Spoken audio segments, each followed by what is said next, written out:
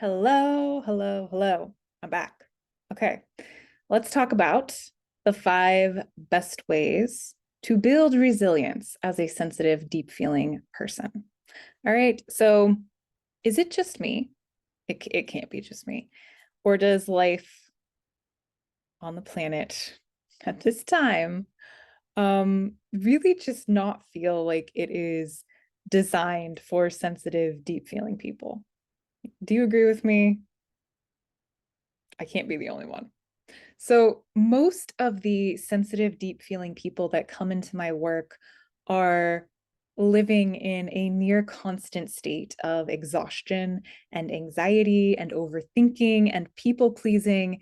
And they're on this constant quest to like fix themselves and heal themselves um, of all the things that are bad or wrong or inconvenient to keeping up with this unnatural way that most of the world is living. And so they're doing things like consistently putting others ahead of themselves at the expense of their own needs, their own health, their own sanity. They're resenting their sensitivity.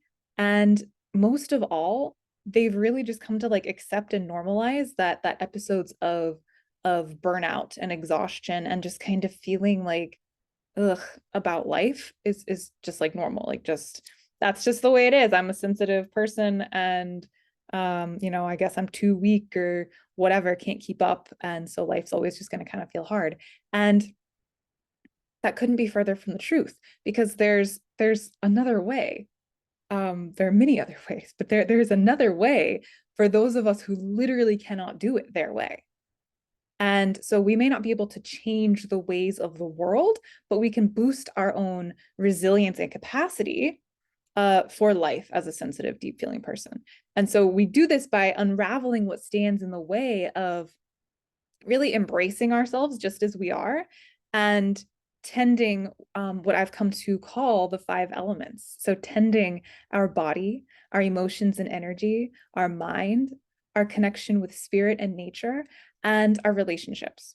And so, by doing this on a daily basis, we build that resilience and that confidence and come to really have a clear sense of purpose. And yeah, we do this through a solid daily practice anchored in nature's wisdom. So here are the 5 best ways to begin to do that, to do this for yourself. All right. Number 1 is intentionally connecting with your body every single day. You know, and I say daily for all of these, but really bonus points as it becomes more of a practice, you're doing it multiple times a day. To where it's just like a second practice. So connecting with your body. And this can be through movement. This can be through pausing and tracking sensations. This can be through asking asking them how they're doing, what they need. All right? So connecting with your physical body. Number 2 is intentionally checking in with your emotions and your energy. So again, how am I feeling? How is my energy right now? Where do I feel situated in my body, in my system? Am I in my center? Am I kind of out and about, not really here? Really tuning into what emotions and feelings are present and how is my energy.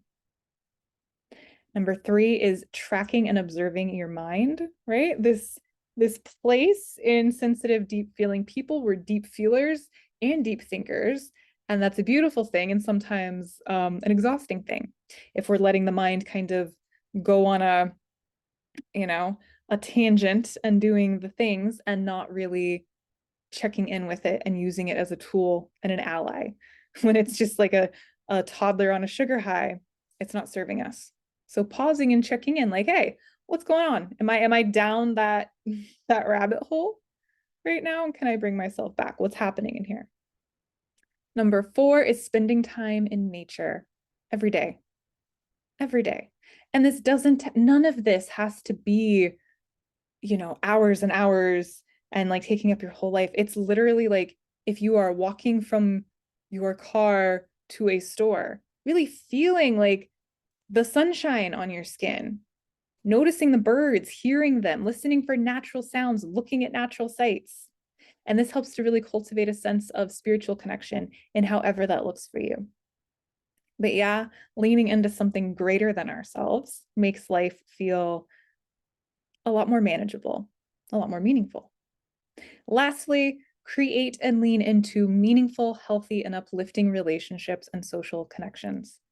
So the ones where we're not people pleasing, the ones where we're not thinking that we need to override our boundaries, override our energetic limits, not hanging out with people who don't align with our values. Yeah. So those are the 5 things. Each and every day, use this as your map and enjoy the compounding effects, meaning that as you do these things every day, it builds. You're like putting money in your bank account, really building this confidence, this joy, and this resilience to enjoy ease and peace and truly magic as a sensitive, deep feeling person, because those gifts that you are resenting so much aren't being used for the ways in which they can truly enrich your life and those around you. So lean into this. Let me know which area needs a little TLC from you right now and how you're planning to give it some TLC. All right. Thank you for listening. I'll see you next time.